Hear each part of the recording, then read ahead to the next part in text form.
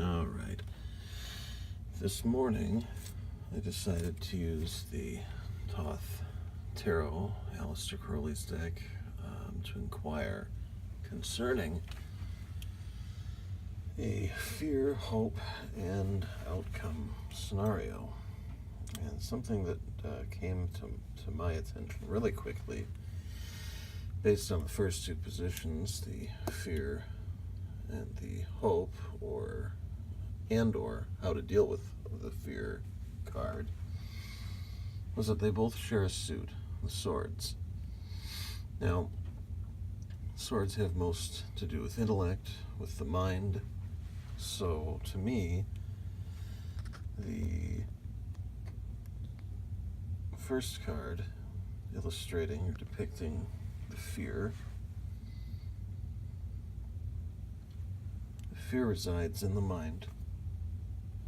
Kind of important to remember. And the fear seems like a really pronounced one. Ruin, at least in the mind. This fear has some major implications. Sort of a this is the end thinking. And it causes a lot of chaos. I mean, you'll notice in the background a lot of squiggly lines, very chaotic, very disorderly. It gets, when we get thinking about it, perhaps our mind races even, and causes some anxiety and a lot of discomfort.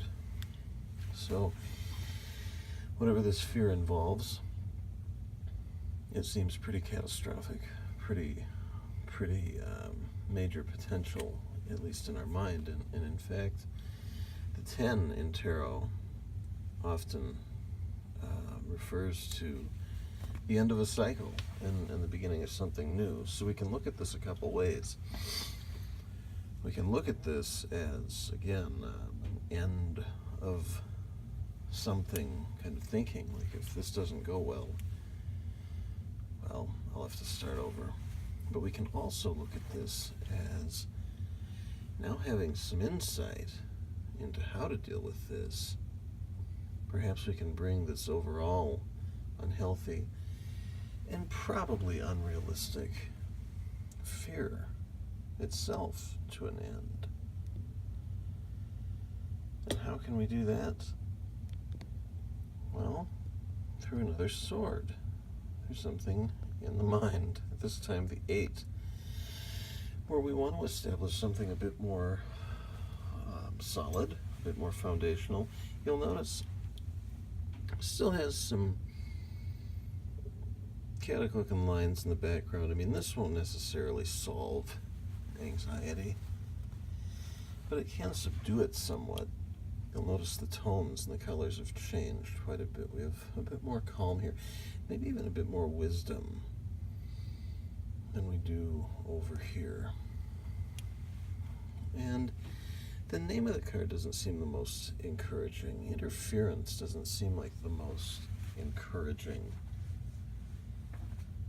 word to associate with a hope or with how to deal with a situation.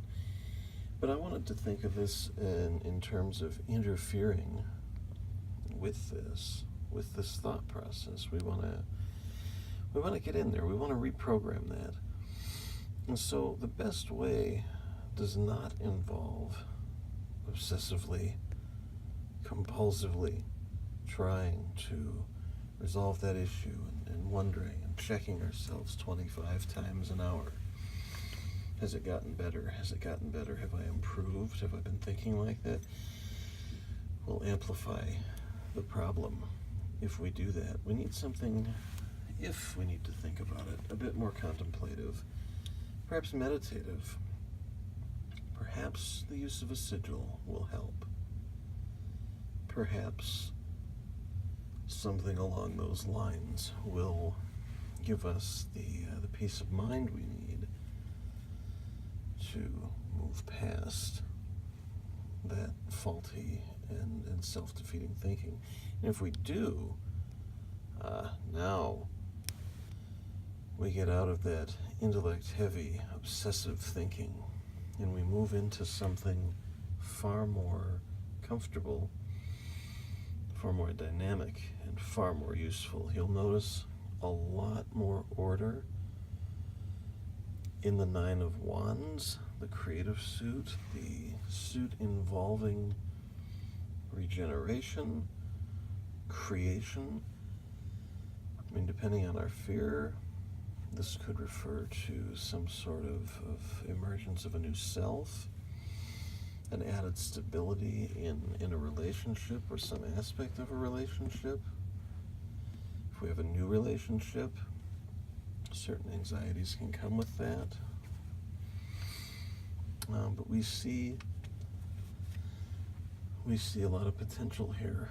We see the power of the sun. We see the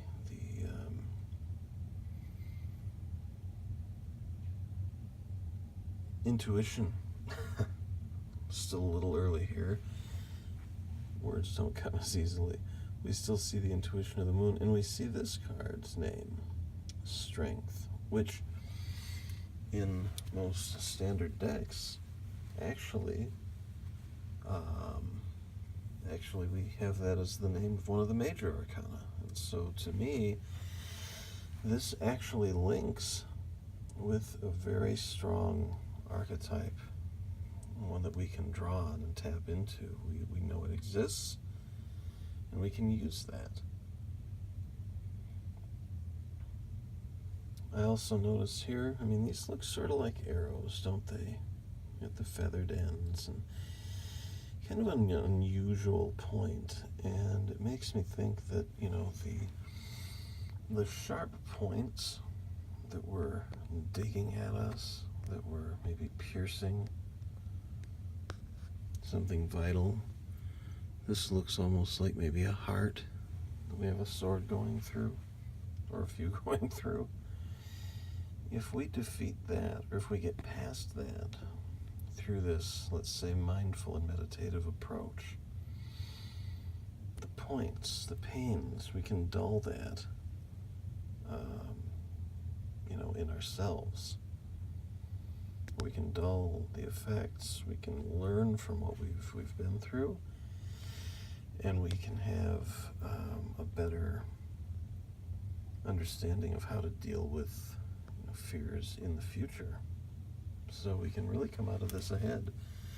We can have something better in this situation. But overall, we can learn something for future application.